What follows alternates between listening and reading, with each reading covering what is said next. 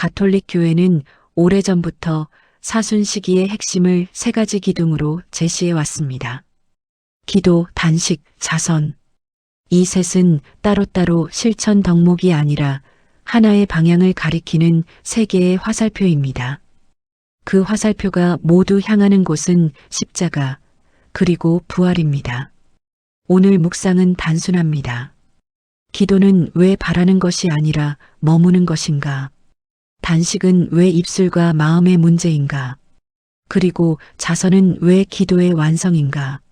사순시기 한가운데서 이 세 갈래 길을 천천히 걸어보겠습니다. 첫 번째, 기도. 십자가의 길, 내 고통 곁에 머무는 법. 기도에 대해 보통 두 가지 방식으로 이야기합니다. 청원과 감사. 무언가를 구하거나 이미 받은 것에 감사하거나. 그런데 사순시기의 기도는 그 어느 쪽도 아닌 제3의 자리를 내어줍니다. 그것은 머무는 기도, 고통 곁에 앉아있는 기도입니다. 십자가의 길 14절을 천천히 묵상해 본 적 있으신가요? 예수님께서 빌라도에게 사형 선고를 받으시는 제1처에서 억울한 오해와 왜곡된 판결 앞에 할 말을 잃은 사람들의 얼굴이 겹쳐집니다. 아무리 해명해도 믿어주지 않는 상황. 조직 안에서 누명을 쓴 채 자리를 잃은 사람. 가족에게도 이해받지 못하는 고독. 예수님은 그 자리에 이미 계셨습니다. 3번이나 넘어지심을 묵상할 때는 실패 앞에서 무너지는 나 자신이 보입니다. 취업을 거듭 거절당하는 청년. 치료가 더디게 진행되는 환우. 관계가 회복될 듯 하다가 다시 멀어지는 부모와 자녀. 예수님은 넘어지셨지만 다시 일어나셨습니다. 그 반복 안에 어떤 침묵이 있었는지 우리는 묵상으로만 다가갈 수 있습니다. 예수님은 기도에 대해 말씀하실 때 골방에 들어가 문을 닫은 다음 숨어 계신 내 아버지께 기도하라고 하십니다. 이 골방은 물리적인 공간이 아닙니다. 외부의 시선과 소음을 차단하고 하느님 앞에 내가 온전히 노출되는 내면의 자리입니다. 거기서 우리는 원하는 것을 고하는 사람이 아니라 고통을 안고 주님 곁에 앉는 사람이 됩니다. 내가 가장 아프고 가장 혼란스러운 그 자리를 기도의 자리로 만드는 것입니다. 주님은 이미 거기 계십니다. 우리가 그 사실을 받아들이기까지 시간이 걸릴 뿐입니다. 십자가의 길을 걷는다는 것은 예수님의 고통을 따라 걸으면서 내 고통이 그분과 연결되어 있음을 발견하는 순례입니다. 이번 사순시기에 십자가의 길을 온전히 천천히 걸어보십시오. 각 처 앞에서 단 한 명의 얼굴을 떠올려 보십시오. 오늘 가장 힘들어하는 사람 혹은 나 자신. 그 얼굴을 들고 주님의 고통 앞에 서는 것. 그것이 사순시기의 기도입니다. 두 번째, 단식.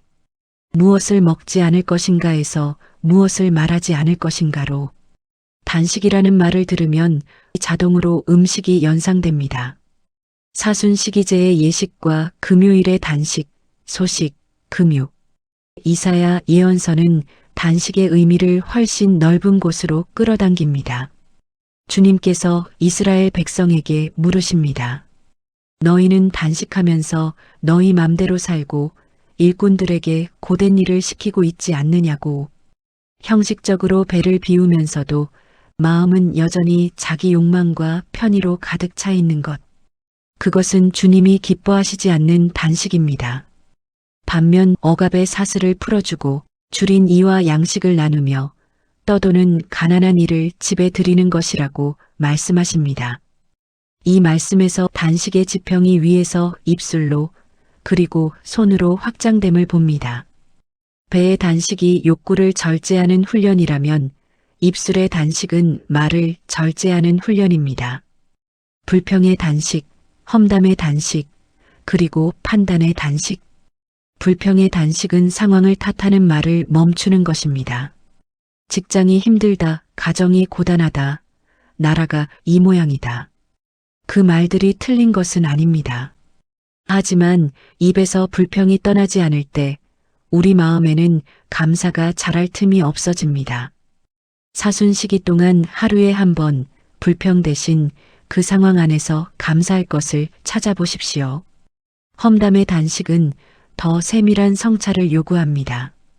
우리는 타인의 실수와 약점을 이야기하면서 그것이 정보 공유나 공동체의 건강을 위한 것이라고 스스로를 납득시킵니다.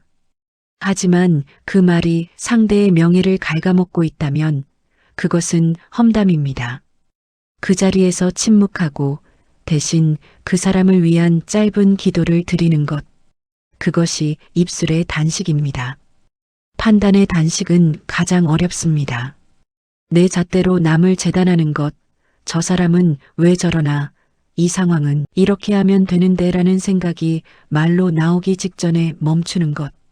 마테오 복음서는 너희가 판단하는 그 잣대로 너희도 판단받을 것이라고 분명히 말합니다. 판단의 단식은 결국 나 자신의 교만을 내려놓는 일입니다. 오늘 내 입술에서는 무엇이 단식되고 있는가? 줄인 이에게 양식을 나누라는 이사야의 말씀은 내 안에 무언가를 먼저 비워야 다른 이에게 줄 수 있음을 가르칩니다. 세 번째, 자선, 기도가 세상 밖으로 걸어 나오는 방식. 자선은 세 기둥 중 가장 오해받기 쉬운 덕목입니다. 돈이 많아야 할 수 있는 것, 혹은 사회적으로 큰 일을 벌이는 것으로 여기기 쉽습니다. 그러나 자선의 어원을 들여다보면 뜻이 달라집니다. 라틴어 카리타스, 그리스어 아가페. 이것은 단순한 자원의 이전이 아니라 사랑의 실천, 곧 하느님께서 나를 사랑하신 것처럼 타인을 사랑하는 행위입니다. 기도가 하느님을 향해 올라가는 수직의 운동이고 단식이 내 안의 것을 비워내는 내면의 운동이라면 자선은 그 두 운동이 세상 안으로 흘러나오는 수평의 운동입니다. 기도와 단식이 우리를 정화했다면 자선은 그 정화된 마음의 이웃의 얼굴을 채우는 일입니다. 마테오 복음서에서 예수님은 심판의 날을 묘사하시면서 이렇게 말씀하십니다. 내가 굶주렸을 때 먹을 것을 주었고 목말랐을 때 마실 것을 주었으며 나그네였을 때 맞아들이고 헐벗었을 때 입혀주었다고. 그리고 사람들이 묻습니다. 언제 그런 일이 있었냐고. 예수님의 대답은 간결합니다. 내 형제들인 이 가장 작은 이들 가운데 한 사람에게 해준 것이 바로 나에게 해준 것이다. 이 말씀이 우리에게 요청하는 것은 대단한 프로젝트가 아닙니다. 지금 내 옆에 있는 가장 작은 사람에게 눈을 맞추는 것입니다. 무시당하는 직장 동료, 연락이 끊긴 노인 이웃, 밥을 굶은 채 등교하는 아이. 그들 안에서 예수님의 얼굴을 발견하는 것, 그것이 자선의 출발점입니다. 자선은 남는 것을 주는 것이 아닙니다. 내게 소중한 시간, 관심, 에너지를 쪼개는 일입니다. 남는 시간이 생기면 봉사하겠다는 마음은 영영 봉사하지 않겠다는 말과 같습니다. 사순시기는 우리에게 묻습니다. 지금 당장 줄 수 있는 나의 가장 작은 것은 무엇인가? 기도는 무릎 꿇는 것으로 시작하지만 자선은 일어서는 것으로 완성됩니다. 단식을 통해 비워진 그 자리에 이웃의 필요가 채워질 때 우리는 비로소 부활의 빛을 미리 세상에 비추는 사람이 됩니다. 기도, 단식, 자선. 이 셋은 각각의 덕목이지만 결국 하나의 방향을 향합니다. 기도는 나를 하느님 앞에 세웁니다. 단식은 나를 비워 하느님이 들어오실 자리를 만듭니다.